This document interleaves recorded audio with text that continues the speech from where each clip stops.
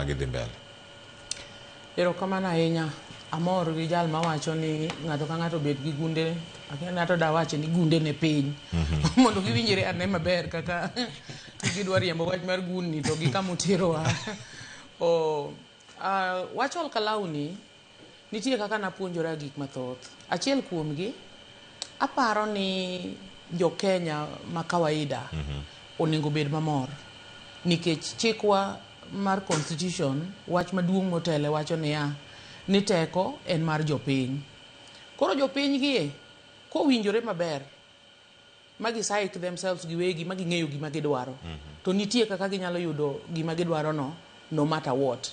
Apa ni mano to me a positive lesson moro ma jopiny onego bed go mamor.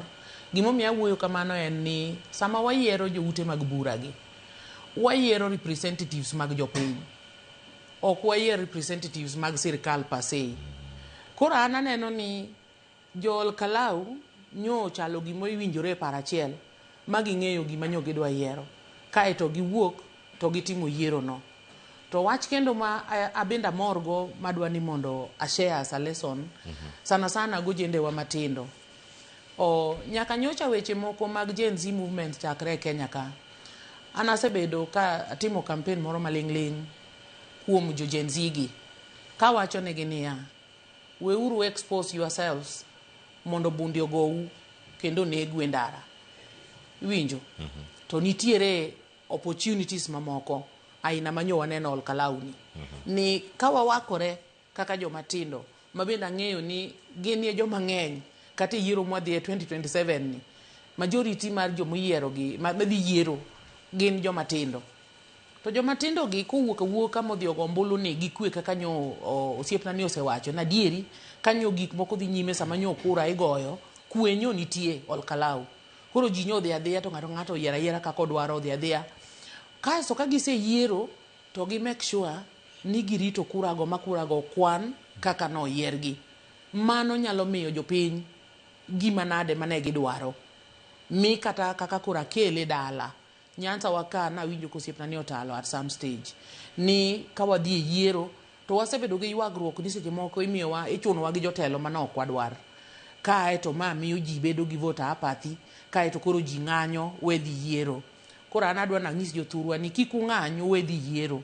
Dhiuru adhiya uyier to gima mondo utim ni tok yiero ka to ang' nubed abeda machiegni kendo make sure ni kura manigoyo cha okwane kaka nigoye ok mopogore gi mano. Apa ni mano lesson maduong' malan kaka jadwaro kata jal ma bende yiero nikech abe kata obedo nadwaro kom to donge aba yiero jomoko e kombe mamoko.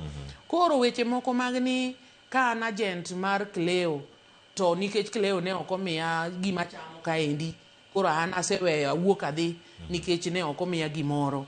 Apa ni wach no onego joma tindo kata ma thurwa kucha ong'eya ane ni sama wayiero ng'ama represent pachwa gi gima wadwaro gi gima wadwa ni kosedonjo kucha to mondo wayudi kata kaka wadwa ni mondo wabed gavanda. Kamano mana kama intiere kar kanyo bende iparo ni samoro nyalo bedo ka duond bura mogone kura moyudo jatelo ogone kura nikech situation ma gintiere gi sani ma gikwedo godo sirkal moloyo gima gidhi timo ne jopiny.